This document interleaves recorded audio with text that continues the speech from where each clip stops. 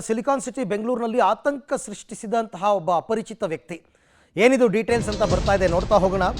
ಆ ಅಪರಿಚಿತ ವ್ಯಕ್ತಿ ಯಾರು ಅಂತ, ಯಾಕೆ ಆತಂಕ ಸೃಷ್ಟಿಯಾಯಿತು ಅಂತಕ್ಕಂಥ ಡೀಟೇಲ್ಸ್ ಕೂಡ ಈಗ ಬರ್ತಾ ಹೋಗ್ತಾ ಇದೆ. ಕೈಯಲ್ಲಿ ಕೊಡಲಿ ಹಿಡಿದು ವಿಚಿತ್ರ ವೇಷ ತೊಟ್ಟು ಓಡಾಡಿದನು.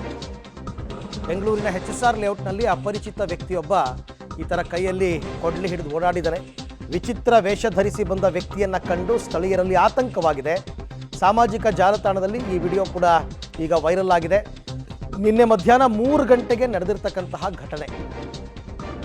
ಅಪರಿಚಿತ ವ್ಯಕ್ತಿಯ ಪತ್ತೆಗೆ ಮುಂದಾಗಿದ್ದಾರೆ HSR ಲೇಔಟ್ ಠಾಣೆ ಪೊಲೀಸರು. ಈಗ ಅವನು ಯಾರು ಏನು ಅಂತ ನೋಡಿ.